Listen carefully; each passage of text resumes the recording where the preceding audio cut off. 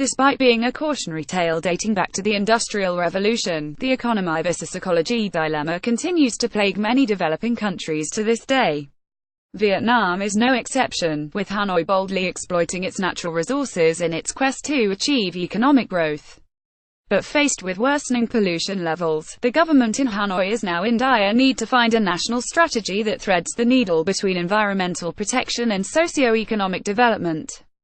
30 years after the Vietnamese Communist Party enacted Doi Moi, which opened the former state-controlled and centralized economy to the global market, the country's economic indicators have dramatically improved.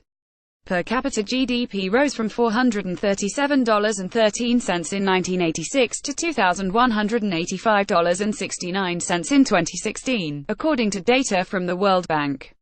Poverty rates have also significantly spiraled down, from 60% in 1993 to 14% in 2016. But the Vietnamese are paying for these economic strides with their natural resources, and the country's vast coastlines are taking the brunt of the impact. Last year's massive fish kill in the province of Ha Tinh, blamed on toxic wastes released from the Taiwanese-owned Formosa Plastics steel plant, decimated tourism and fishing across 4 provinces, an unintended yet predictable consequence of the government's aggressive push for development. The government's reaction was abysmal. It barely shrugged at first, before cracking down on protesters demanding compensation. It subsequently reached a controversial agreement with Formosa, which did not include any sort of independent evaluation of the true scale of the spill. A barber gives a customer a haircut on a street in Hanoi, Vietnam, October 9, 2017.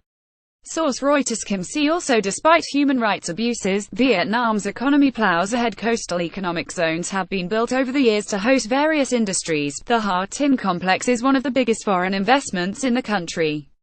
But while sea-based enterprises have boosted Vietnam's national account, they have also extensively damaged its fragile ecosystem. Indeed, aggravated by global warming, the adverse effects on marine life are shocking. Take Vietnam's coral reefs, which are among the most vibrant in the world but also some of the most fragile.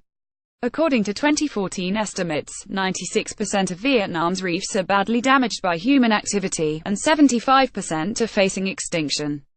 Never mind that a whopping 20 million people depend on the coral reef ecosystem for their livelihood, and that the economic benefits they provide are estimated to be worth $100 million. Sadly, the government's general aloofness on environmental protection has only exacerbated overexploitation and pollution. Apart from foreign investment-driven industrialization, another important factor behind the continuing degradation of Vietnam's environment is mass tourism. The attempt to industrialize at record speed was accompanied by an equally aggressive promotion of the country as a choice tourist destination. With almost 10 million visitors in the first 9 months of this year, representing a 28% increase compared to the same period last year, the industry is booming. However, in an ironic twist, the influx of millions of travelers is jeopardizing Vietnam's natural landscapes, the very resource that drew the surge in tourism in the country. For example, Ha Long Bay, one of Vietnam's most popular attractions, has turned into an ecological disaster as a result of toxic liquids leaking from tourist boats. More generally, Vietnam's eastern coastline has lost much of its natural beauty to hotels and resorts that have mushroomed over the beaches.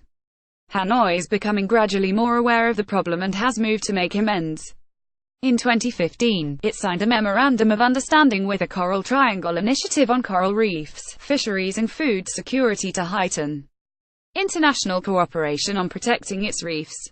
Last year, as part of its biggest national beach cleanup campaign, the government set up a hotline to report illegal waste dumping along the coast. Boats move among the craggy islands of Ha Long Bay, Vietnam. Source app photo. Richard Vogel. See also. Delhi, Ho Chi Minh City projected to grow the most in Asia by 2021. However, it's clear these actions merely treat the symptoms, not the causes. As tourists the world over are becoming increasingly sensitive to the impact they have on a country's ecosystem, a new trend is emerging among travelers that would allow Hanoi to benefit from tourism while protecting its coasts. Sustainable tourism. The concept, based on the idea to make environmental preservation an integral part of the tourist's experience, is a promising business model quickly catching the attention of business people and governments. At the Our Ocean conference held in Malta in early October, representatives from businesses, close to 100 countries and other organizations pledged $10.2 billion for sustainability projects. New initiatives promoting on-the-ground tourism-based projects are backed through priority funding from large international funds, like the Adventure Travel Conservation Fund. For example, Six Senses runs a project in Ninvan Bay, and, alongside two Dutch marine biologists, the company is actively restoring coral reefs on the seafloor. In neighboring Indonesia, the Missoul Eco Resort in the Raja Ampat region provides a perfect example of how to balance tourism with sustainability. Built with biological waste, the resort is placed in a region with the world's greatest concentration of marine biodiversity and is the leaseholder and manager of 7 marine protected areas. Farther afield, private foundations such as the Philip Stevenson Foundation run coral reef preservation projects around the Caribbean island of Petit Saint Vincent, and have already been successful in applying this new approach. All of these examples could serve as models that could be implemented at scale in Vietnam, if only the political will existed.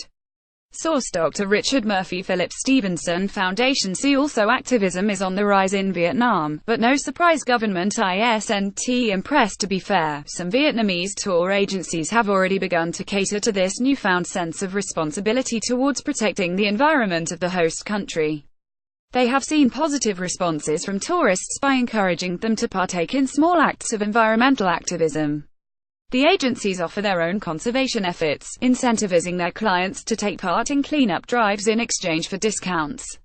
But while these initiatives may seem small considering the scale of the issue at hand, they are promising steps in halting, if not reversing, the country's worsening environmental crisis.